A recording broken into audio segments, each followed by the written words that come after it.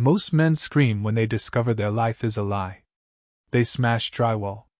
They punch mirrors. They demand answers they will never get.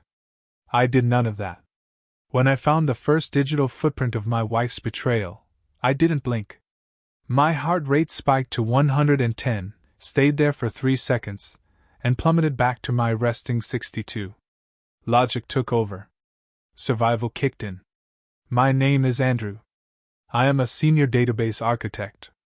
I get paid 6 figures to find anomalies in massive systems. I look for the hidden patterns. My wife, Naomi, thought she was smarter than the systems I build. We had been married for 7 years. To the outside world, we were the definition of the upscale American dream. A beautiful home in North Carolina, a solid investment portfolio, and our 5-year-old daughter, Lily. Naomi worked as a high-end real estate agent. She was stunning, charismatic, and completely toxic. I just hadn't seen the venom yet. If you frequently listen to betrayed cheater stories, you usually hear about husbands who fall apart. That is not my story. Drop a quick like and subscribe right now, because you are about to see how a rational man dismantles a traitor. The shift wasn't dramatic. It started 3 months ago. Naomi began placing her iPhone face down on the kitchen island. A classic psychological defense mechanism. Then came the sudden lock code change. When I asked her for the code to pull up a recipe, she laughed. It wasn't a warm laugh.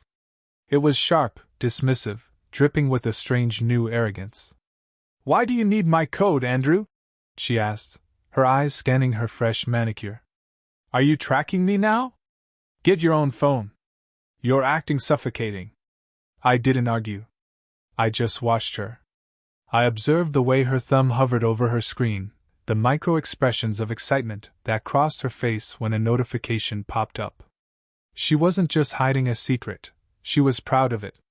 She felt powerful. She genuinely believed I was too soft, too predictable, too buried in my code to notice her slipping away. To her, I was just a reliable ATM funding her luxury lifestyle. The real validation came last Tuesday. I was working late in my home office. The house was dead quiet.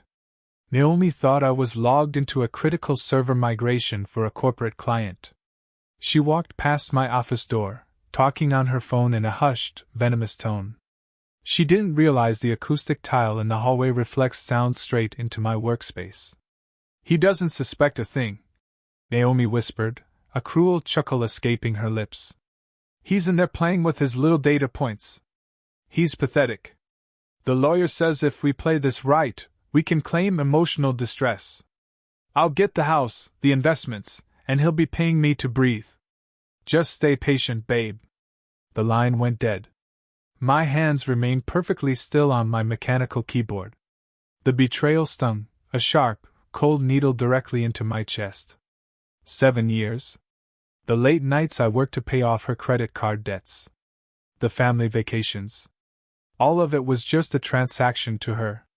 She wasn't just cheating, she was actively planning a financial execution. She wanted to strip me of everything I had built, reduce me to a shell, and hand the keys of my life to another man. I closed my laptop. I sat in the darkness for exactly 60 seconds. No tears. No rage. Rage clouds judgment. Rage leaves a paper trail that a hostile divorce attorney can weaponize in a family court. Naomi wanted a war, but she expected a brawl. I was going to give her a surgical extraction. The next morning, I initiated my own protocol. I didn't confront her at breakfast. I watched her pour her organic green juice, her eyes glued to her screen, completely ignoring my presence. "Good luck with your deployment today, honey," she said, her voice dripping with artificial sweetness. She didn't even look up. "Thanks," I said. My voice was level, completely flat. "It's a big day. Lots of moving parts." She left for her open house at 10. The moment her Tesla pulled out of the driveway, I went to work. I didn't smash her things. This is 2026.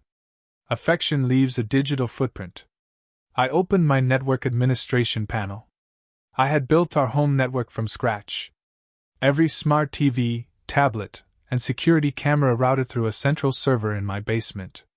Naomi thought she was clever because she used an encrypted messaging app called Signal. She believed the end-to-end encryption meant her secrets were vaporized. What she didn't realize is that encryption only protects data in transit.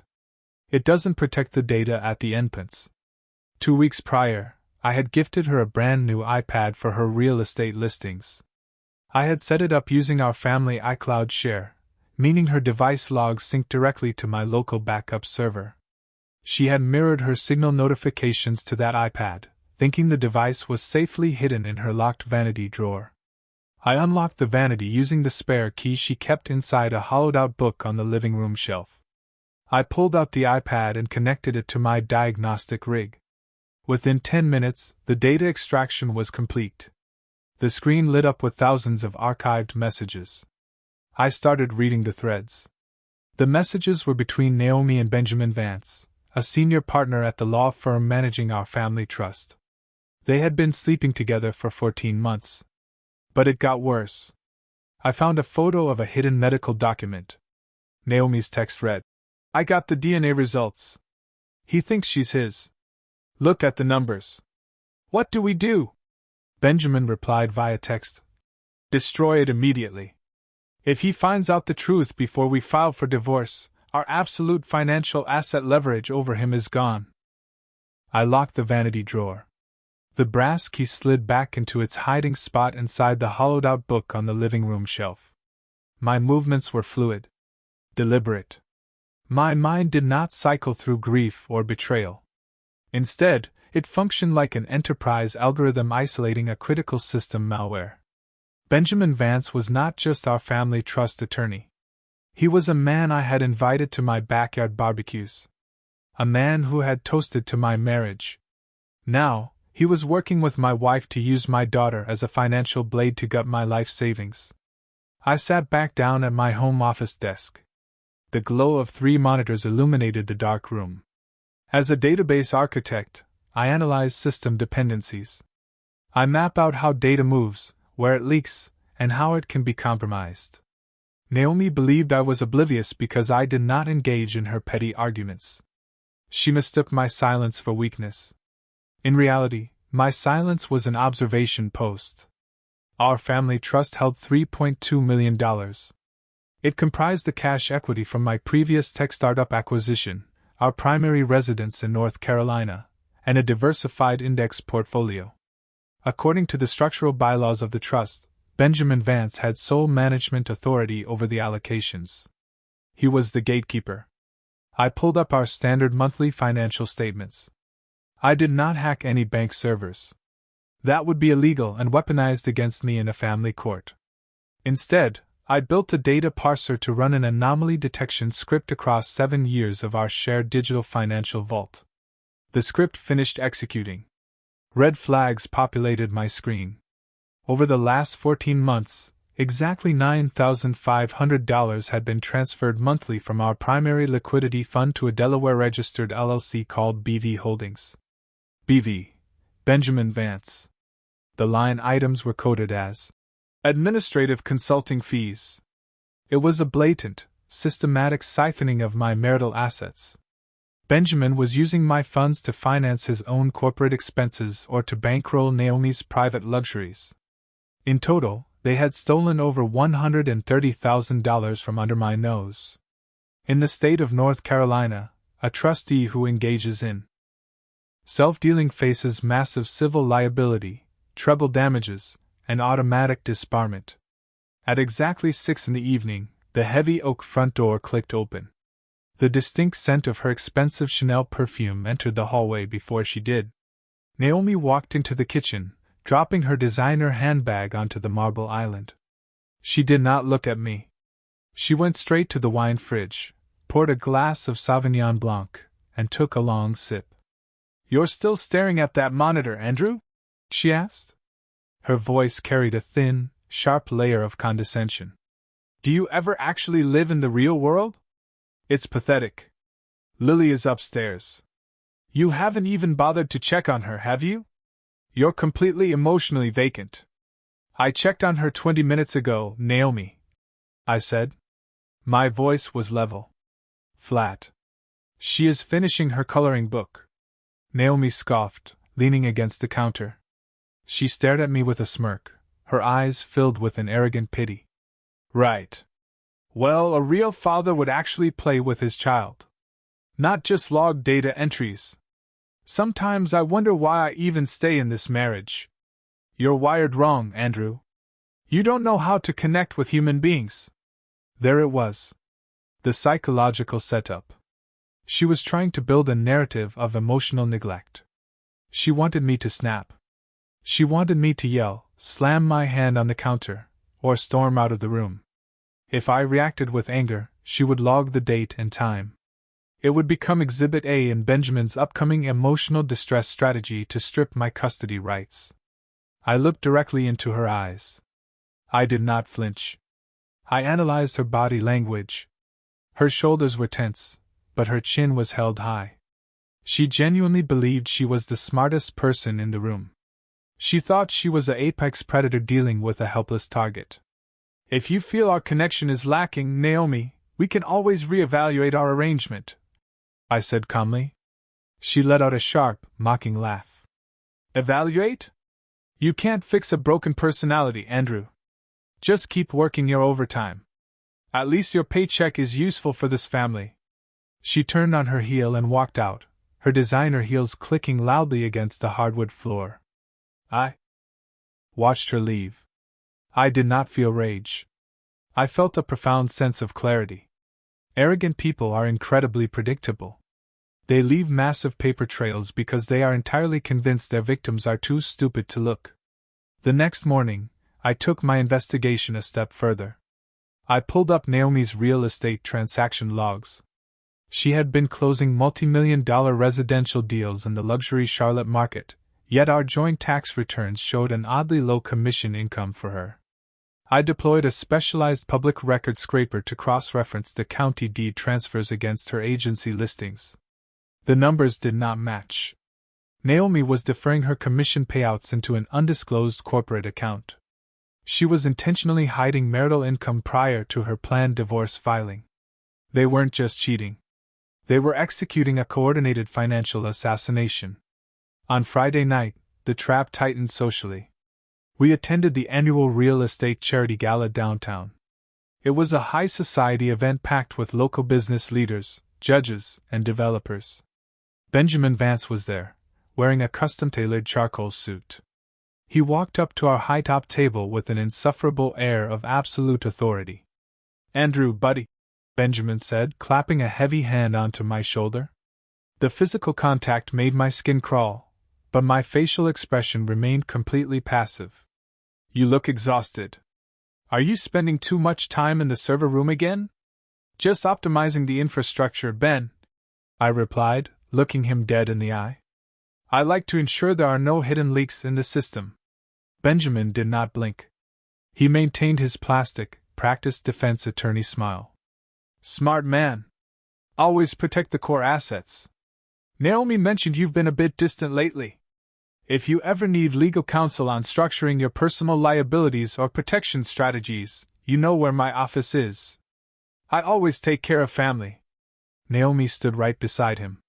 As he spoke, her hand brushed against his forearm for a brief fraction of a second.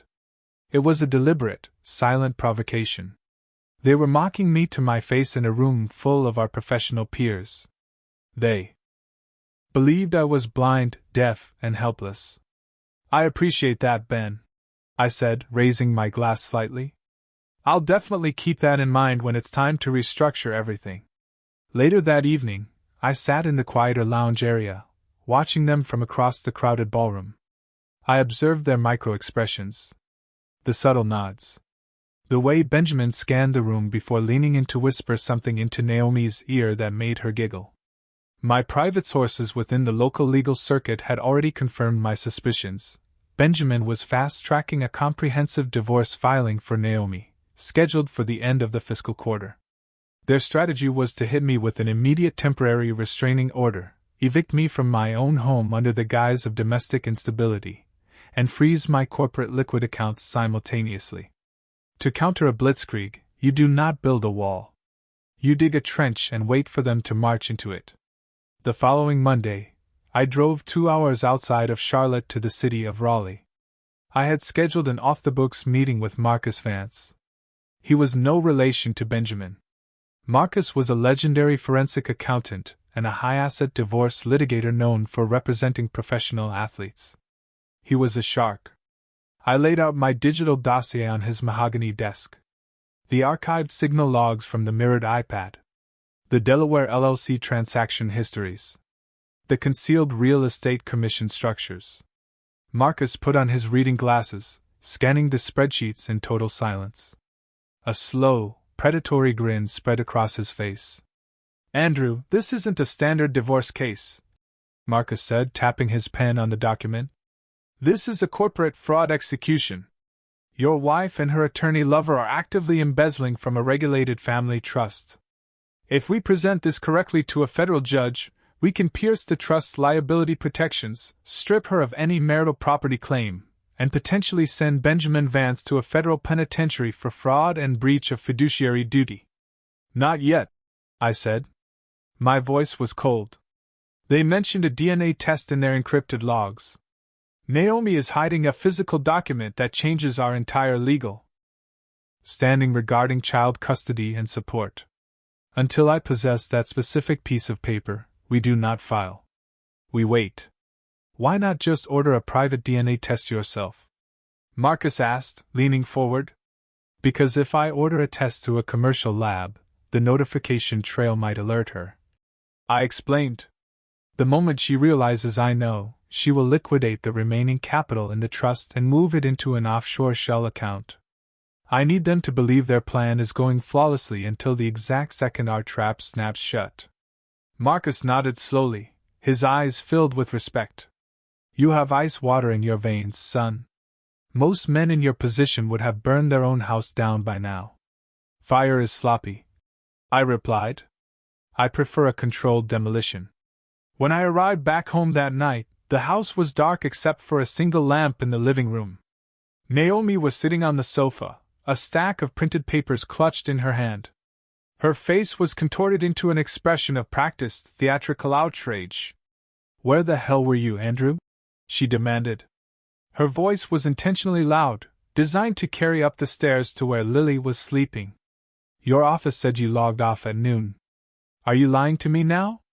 Are you having some kind of secret mental breakdown?" "I had a private consultation out of town, Naomi," I said softly, removing my coat. "A consultation? Or are you losing your mind?" She slammed the papers down onto the coffee table. They were old medical receipts from my brief therapy sessions 3 years ago, back when I dealt with corporate burnout. "You're unstable. You've been tracking my movements, haven't you? You're becoming dangerously paranoid. I don't feel safe with you in this house anymore." She was fishing for a reaction. She wanted a recording of an unstable, shouting husband to hand to Benjamin tomorrow morning. I didn't give her a single decibel of anger. I looked at her, entirely unimpressed by her performance. "If you feel unsafe, Naomi, you are always welcome to stay at a hotel," I said. My voice was a dead calm. "I am going to bed." I walked past her without another word. She stood there frozen, her mouth slightly open, utterly defeated by my lack of cooperation with her script. As I reached the top of the stairs, I caught the reflection in the hallway mirror. Her phone was already out. Her thumbs were flying across the screen, messaging Benjamin. I smiled into the darkness. Let them build their fraudulent case. Every lie they committed to paper was simply another nail in their legal coffin. I just needed to locate that hidden DNA result. The puzzle was almost complete, and the final piece was about to be delivered by the most unexpected source in the house. The weekend arrived. Naomi spent the week executing her toxic gaslighting routine, dropping insults about my mental stability whenever I was near. On Saturday morning, she stood in the foyer with her luggage, allegedly heading to an Atlanta seminar. Her expression carried that familiar, mocking smirk of absolute superiority. "The driver is outside, Andrew," she said, checking her watch. "Don't bother calling." My itinerary is packed with investors. Try to do something useful for once instead of rotting in your office. Make sure Lily eats a proper meal. Have a safe trip, Naomi, I replied. My posture was completely relaxed, hands loosely tucked into my pockets. My voice held a perfectly simulated flatline tone. No irritation. No resentment. Just an empty canvas. She let out a condescending chuckle, pulling her luxury suitcase behind her. The heavy oak front door clicked shut with a thud. I opened my terminal application. The active GPS beacon on her vehicle bypassed the interstate completely, heading straight toward a secluded mountain cabin registered to Benjamin Vance's private holding company. Their blatant arrogance was staggering. They truly believed I was an oblivious asset, entirely incapable of tracking their movements. The house became perfectly still. I walked upstairs to check on Lily. At 5 years old, she possessed an observant nature, moving with a precision that mirrored my own. I spent the afternoon cooking her favorite dinner and reading her stories, maintaining an ironclad wall of emotional stability around her. She was the single variable in this calculation that required absolute protection. On Sunday morning, the atmosphere shifted. I was sitting at the kitchen island with a cup of black coffee, reviewing Benjamin's corporate bank anomalies. Lily walked in. She wasn't carrying her drawing pad. Instead, she was clutching Barnaby, an old stuffed bear my mother had given her. The toy was worn, and I noticed the stitching along its neck had been sliced open, a small tuft of white stuffing protruding like a physical wound. She stopped right beside my chair, her small fingers tightening around the bear's arm. She looked up at me, her brown eyes remarkably serious. "Daddy?" she whispered, her voice trembling slightly. "What is it, sweetheart?" I asked, putting my tablet down. I slid off the barstool, kneeling on the hardwood floor so we were at exact eye level. I kept my expression soft, completely masking the analytical alarms firing in my brain. "Mommy told me to play a secret game before she went away," Lily said, her lower lip quivering as she glanced toward the dark hallway. "She told me I had to hide this paper inside Barnaby's neck. She said if I ever let you see it, you would get sick and disappear forever." My chest contracted for a brief millisecond, a physical reaction I instantly suppressed. "Is that what she said?" Lily nodded, a single tear spilling over her eyelashes. She reached her tiny fingers into the ripped stitching of the stuffed bear, rummaging deep into the synthetic wool. She pulled out a tightly rolled, heavily crumpled piece of thick bond paper. It had been crammed so deep inside the toy that the edges were shredded. "But I don't want to play Mommy's game anymore," Lily said, her voice dropping to a terrified whisper. "I hate Uncle Ben. He came here when you were at the office last Thursday. He sat at your desk. He told me that after the summer, you wouldn't be living here anymore. He said I have to call him Daddy Ben now. I told him no. He squeezed my arm really hard, Daddy.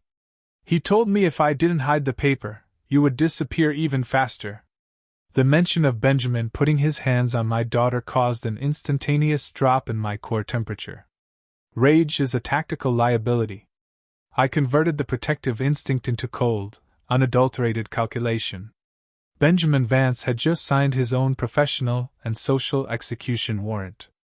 I took the crumpled paper from her hand, keeping my fingers perfectly steady.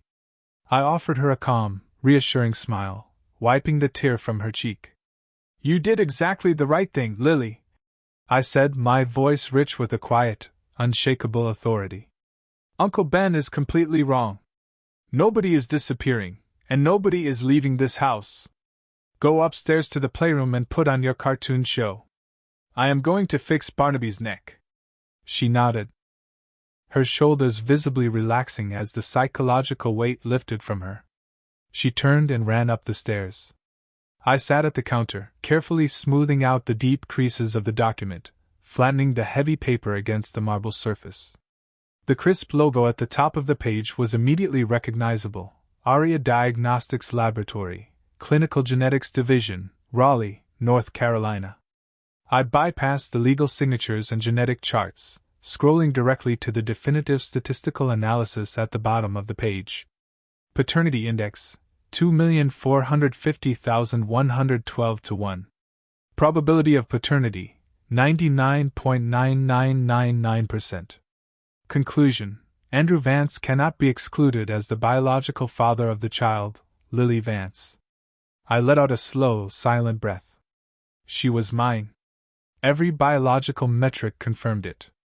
The absolute relief was a brief, warm wave, but it was instantly replaced by a deep confusion. The system logic was fractured. Why would Naomi systematically hide a document that proved I was the biological father? In a standard North Carolina family court, a verified biological connection guarantees a father significant custody leverage.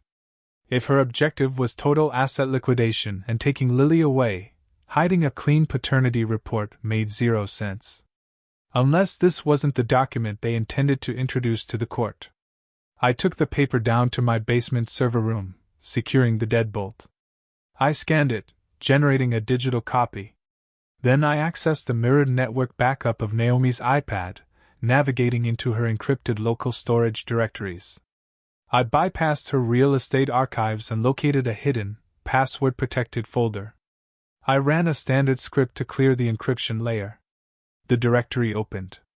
Inside was a single PDF file generated 48 hours prior by Benjamin's private office computer. I displayed it side by side with the genuine lab scan on my monitors. The layout was identical, but when I scrolled to the bottom of the forged version, the genetic data had been completely manipulated. Probability of paternity, 0.0000%. Conclusion: Andrew Vance is definitively excluded as the biological father of the child, Lily Vance. A dark chuckle escaped my lips. The sheer depth of their malice was a masterpiece of psychological crime. They knew I was a rational, data-driven man. Their strategy was to serve me with divorce papers unexpectedly at my office, accompanied by this fraudulent 0% paternity test. They calculated that the catastrophic shock of believing my fatherhood was a 5-year lie would cause a mental breakdown, forcing me to surrender my parental rights and assets out of sheer humiliation. I scrolled down to their text logs from that afternoon. Benjamin wrote, "Once he reads the 0% report, his analytical brain will short-circuit. He'll sign the asset transfer within 48 hours just to disappear." Naomi responded, "Perfect. I want him completely broken. Make sure the alimony demands are set to the absolute maximum before he signs away his rights." I picked up my secure mobile device and dialed Marcus Vance. The phone rang twice before his gravelly voice broke the line. "Andrew," Marcus said, instantly alert. "Did you locate the document?" "I have it," I said, my voice completely flat. "Lily is biologically mine. But Benjamin Vance fabricated a counterfeit document showing 0% paternity to force a psychological surrender when they serve me." Marcus let out a sharp whistle. "That is a federal-grade felony. We can take this to the district attorney by Monday morning, Andrew." "No," I replied, my voice ice cold. "I want them to file that forged document as an official exhibit in a sworn court of law. I want Benjamin to sign his legal signature to a fraudulent pleading, and Naomi to swear to its authenticity under penalty of perjury. Let them fully commit to the fraud. You're building a legal execution trap," Marcus said, a slow laugh escaping him.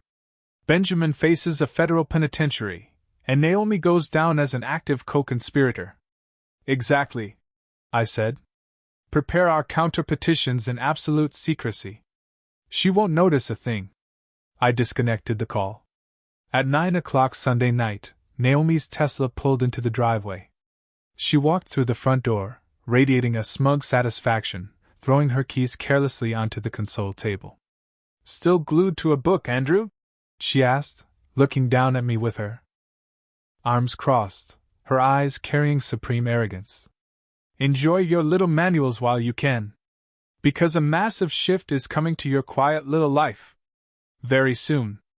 I closed the manual, placing it perfectly parallel to the edge of the mahogany side table. I looked up at her, my expression an unreadable slate of absolute calm. "I agree," I said, a faint, cold smile tracking across my face. A massive shift is exactly what this family needs. To catch a thief, you do not lock the door. You leave the vault wide open, step back into the deep shadows, and let them record themselves taking the gold. Naomi wanted an unstable, broken husband. I decided to give her an absolute masterpiece of a performance. On Tuesday morning, I deliberately left my workstation laptop open on the kitchen island. The screen displayed a series of fabricated, highly desperate search queries. Inpatient psychiatric facilities, North Carolina. Can severe chronic stress cause permanent memory loss? And asterisk. Liquidating family assets during a medical crisis. Asterisk. I knew her domestic routine perfectly.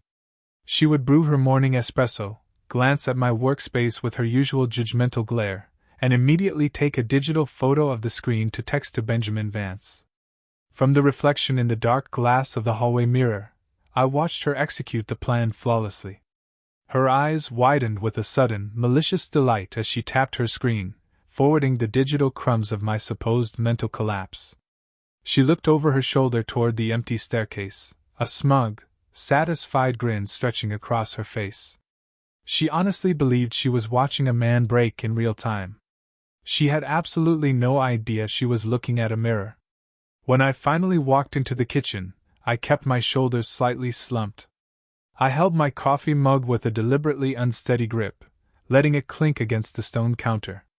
I let my eyes look exhausted, unblinking, fixed entirely on the floor. "Andrew," Naomi said. Her voice carried a heavy, completely false tone of maternal concern that made my stomach turn. "You look awful. Did you sleep at all last night? You're completely deteriorating, honey. I think it's time we face reality.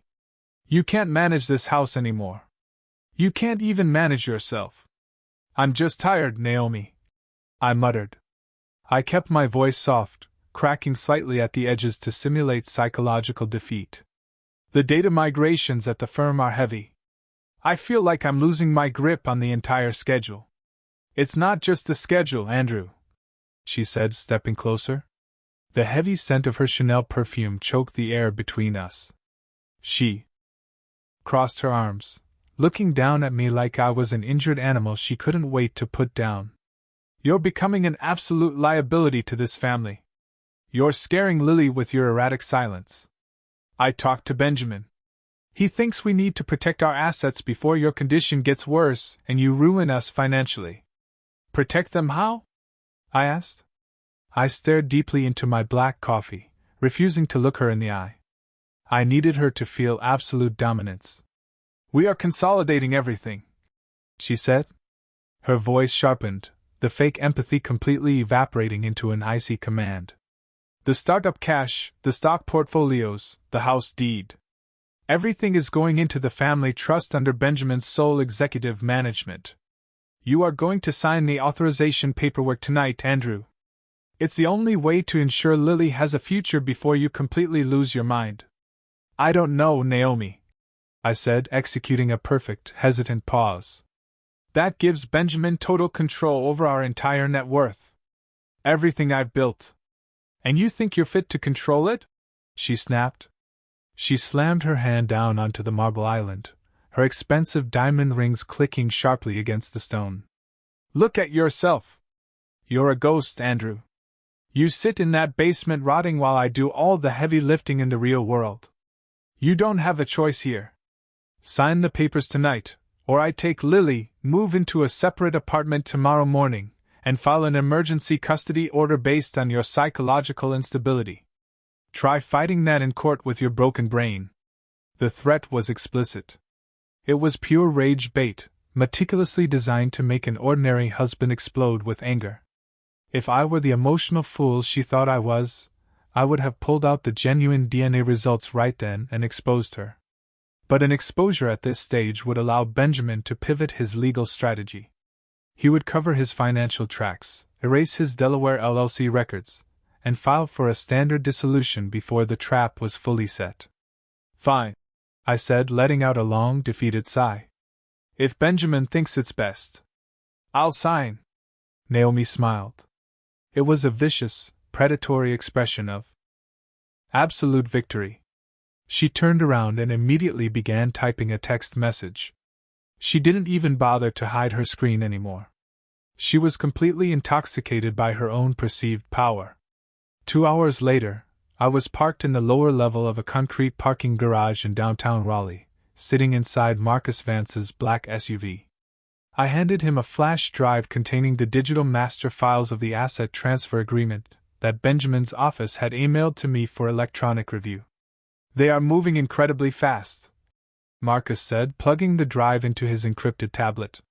He reviewed the structural bylaws Benjamin had drafted, his brow furrowing. "This is an absolute trap, Andrew.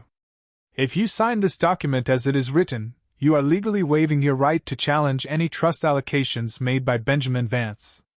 He can literally wire your entire $3 million to his Delaware Shell Corporation tomorrow morning, and you won't have the standing to sue him in family court."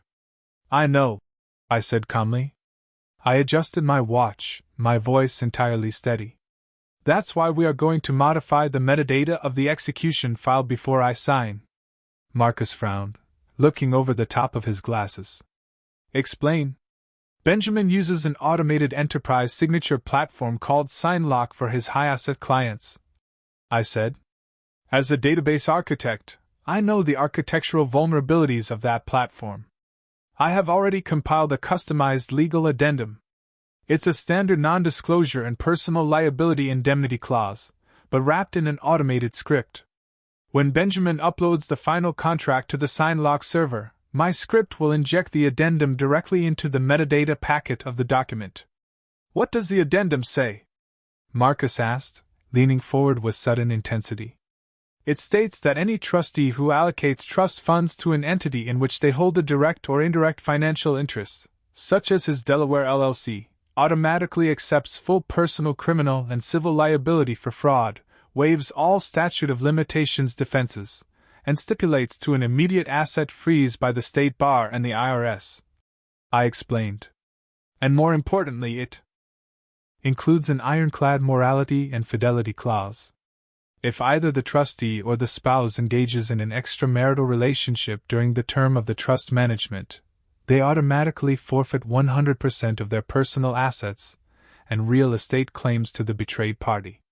Marcus stared at me for 5 seconds, a slow, terrifying smile spreading across his face. "Benjamin is too arrogant to reread the metadata after you sign it. He'll just download the executed file, assume he owns you, and initiate the transfer. He will initiate the transfer within minutes of my signature," I said. "He wants the money before the fiscal quarter ends. He's going to hang himself with the rope I give him." "And what about the fake DNA results?" Marcus asked. "That's their ace in the hole for the final blow," I said with dark amusement. "They are going to present that forged 0% paternity report at the upcoming real estate anniversary gala next week. They want to completely destroy my reputation in front of my corporate clients, my family, and my peers. They want me to crawl away in shame while they celebrate their new fortune. I'm going to let them stage the entire event." At 7 o'clock that evening, Benjamin Vance arrived at my home. He didn't wear a tie this time. He had unbuttoned his designer shirt, walking into my living room with the insufferable confidence of a man who already owned the property. Naomi was by his side, pouring 3 glasses of premium bourbon. "Andrew, my friend," Benjamin said. His voice was smooth, oily, dripping with artificial warmth. He placed a heavy stack of physical printouts on the coffee table alongside his tablet. "I know this is a difficult time for you.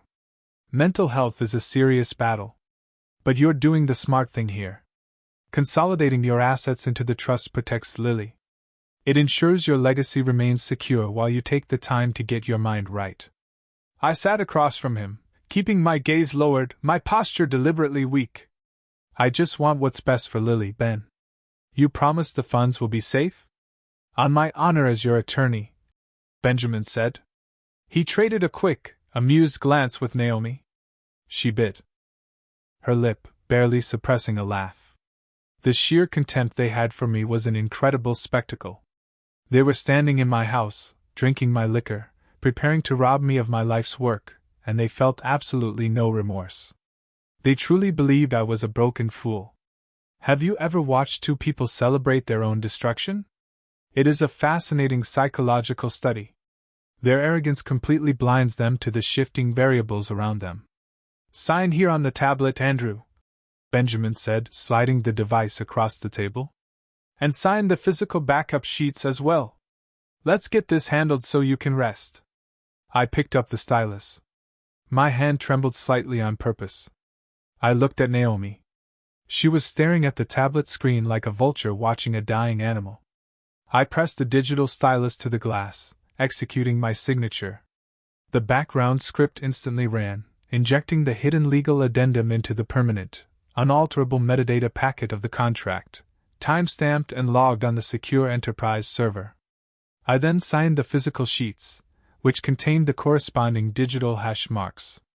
There, I whispered, leaning back, letting out a heavy, feigned breath of exhaustion. It's done! Benjamin snatched the tablet back with an urgency he couldn't quite conceal. His fingers tapped the screen rapidly, finalizing the execution. He stood up, buttoning his jacket, his entire demeanor shifting from artificial concern to cold, corporate dismissiveness. Excellent, Benjamin said, his voice devoid of any warmth now. I'll have my office process the structural transfers immediately. Take care of yourself, Andrew. Naomi, I'll see you at the office tomorrow to review the listings. Of course, Benjamin, Naomi said, her eyes locked on me with complete, unadulterated disgust. I'll see you tomorrow.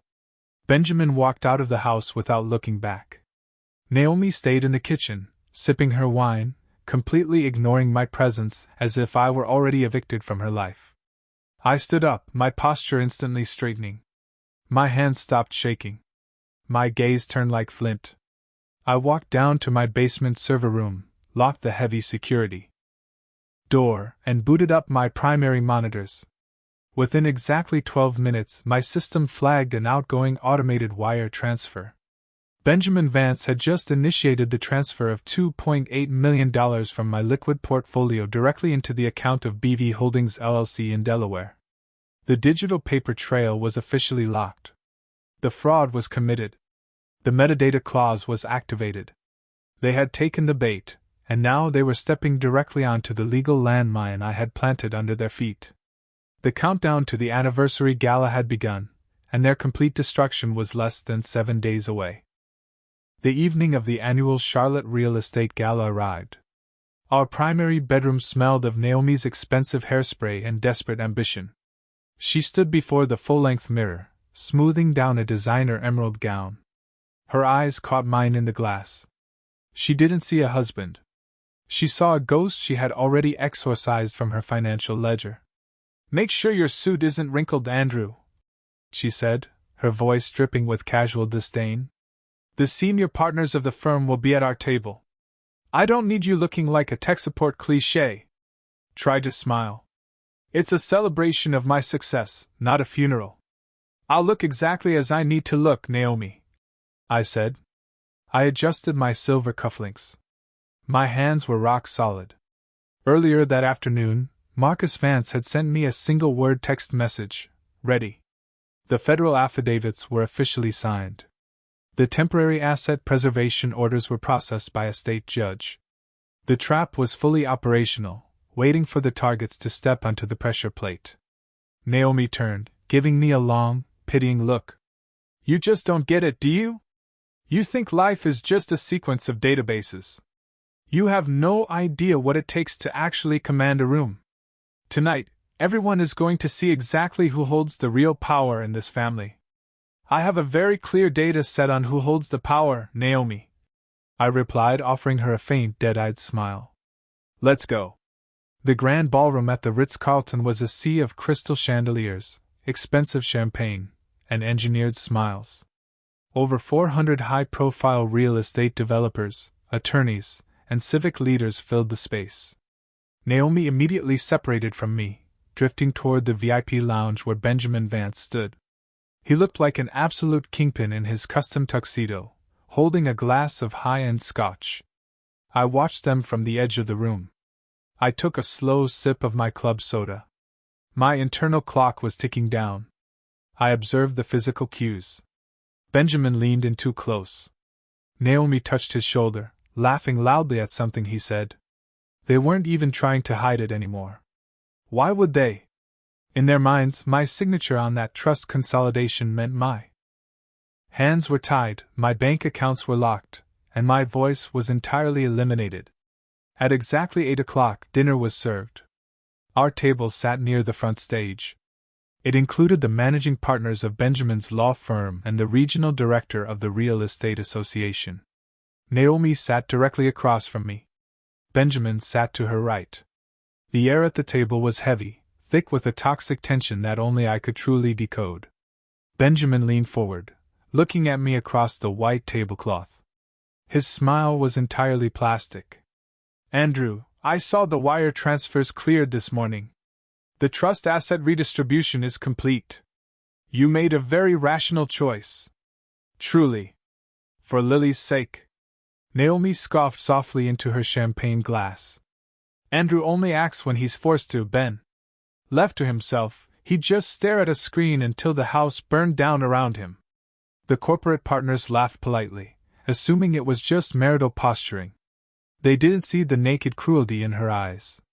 She wanted to humiliate me before the execution. She wanted to validate her own betrayal by convincing everyone at the table that I deserved it.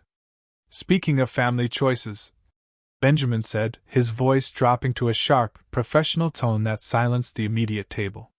He reached into his leather breast pocket and pulled out a thick, legal-sized envelope, sliding it across the table. It landed directly next to my water glass. We need to address the remaining liabilities tonight. I looked down at the envelope. I did not touch it. What is this, Benjamin? Those are emergency divorce pleadings and an immediate petition for total sole custody, Andrew, Benjamin said. His face turned completely cold, stripped of all fake camaraderie. Naomi is filing tonight. We are also serving you with a temporary restraining order. You are required to vacate the North Carolina residence by midnight. The table went dead silent. The managing partners looked uncomfortable, but nobody moved. Naomi leaned forward, her face twisted into an expression of triumphant, unadulterated malice. Don't act surprised, Andrew, Naomi whispered, her voice venomous. You're mentally unstable. We have the logs of your search history. But more importantly, we have the truth about your daughter. Benjamin slid a second document out of the envelope. It was the forged ARIA diagnostics report. He opened it, displaying the falsified data right in front of the firm partners. The genetic metrics are absolute, Andrew. You are a 0% biological match for Lily. You've been raising another man's child. You have no parental standing, no property claims, and no leverage. Sign the stipulation of absolute surrender right now, or I will read this report aloud to the entire boardroom tomorrow morning. Naomi smiled, a vicious, mocking glint in her eyes. You're a fraud, Andrew. A pathetic, cuckolded fraud. You thought you were so smart. You thought you were the provider. You're nothing. Now sign the papers and crawl back to your basement. The sheer toxicity of the setup was breathtaking. They had orchestrated this public ambush to maximize the psychological trauma, completely confident that my analytical mind would crumble under the sudden weight of losing my daughter and my fortune simultaneously. They were staring at me, waiting for the tears, the screaming, the predictable explosion of masculine rage. I didn't explode. I didn't even blink. I sat perfectly still for 3 seconds, letting the heavy silence press down on the table. Then, a slow, low chuckle escaped my throat. I looked directly at Benjamin, then at Naomi. You really should have checked the system metadata, Benjamin, I said. My voice was a terrifyingly calm whisper that cut straight through the ambient noise of the ballroom. Benjamin's smile faltered for a fraction of a second. What the hell are you talking about? Marcus, I said, looking over Benjamin's shoulder. From the crowd, Marcus Vance stepped forward, flanked by 2 men in dark, conservative suits. He carried a heavy leather briefcase. He dropped it onto the table, right on top of the forged DNA report. Benjamin Vance, Marcus said, his voice echoing with absolute legal authority. I am representing Andrew Vance in the matter of your immediate civil and criminal exposure. These gentlemen are investigators from the North Carolina State Bar Disciplinary Committee and the State Bureau of Investigation. Naomi's face instantly lost its color. She looked at Benjamin, her voice rising in panic. Ben? What is this? Who is this man? Shut up, Naomi. Benjamin hissed, his eyes locked on me, his breathing suddenly shallow. Andrew, this is a public event. You can't execute a legal ambush here. Whatever garbage your attorney is spinning, you signed the absolute asset consolidation transfer this morning. I control the funds. You have nothing. Actually, Benjamin, you don't. I said. I pulled out my phone and tapped the screen once. Check your device. Right on cue, Benjamin's iPhone lit up with a rapid succession of urgent notifications. His eyes scanned the screen, and I watched his pupils dilate with absolute terror. The signed lock contract contained an automated metadata addendum. I explained, leaning back in my chair, my voice dripping with dark irony. When you wired the funds to your Delaware LLC, you triggered the morality and financial fidelity clauses. By siphoning assets to an entity you own while engaging in an affair, you contractually stipulated to an immediate freeze on all your accounts. That's impossible. Benjamin stammered. I reviewed the text. You reviewed the layout. I countered. You didn't review the code. The State Bar has already issued an emergency suspension of your license. The IRS is freezing BV Holdings for fraud. Naomi stood up, her chair screeching. You're lying. You can't take my money. He can't do anything, Naomi. Marcus Vance intervened, pulling out a packet of documents. This is the authentic DNA report. Andrew is a 99% match. We proved Benjamin manually altered the file. The investigators stepped forward. Mr. Vance, step outside right now. Benjamin stood up slowly, completely stripped of power. He was led out in humiliating silence. Naomi collapsed, dropping her glass. Andrew, please. Ben forced me. Think about Lily. Lily is safe, Naomi. I said. She gave me the real report. You allowed a predator into my house. I stood up. Marcus has filed for sole custody. You have nothing left. I walked out of the ballroom. The doors closed behind me. I drove home in perfect silence. The night air felt clean. Lily was asleep. The malware was completely purged. True power isn't loud. It's calculated. Now, if you discovered a betrayal this deep, would you have the eyes to play the long game, or would your emotions give the traitors exactly what they wanted? Drop your thoughts below. Let's see who truly knows how to survive.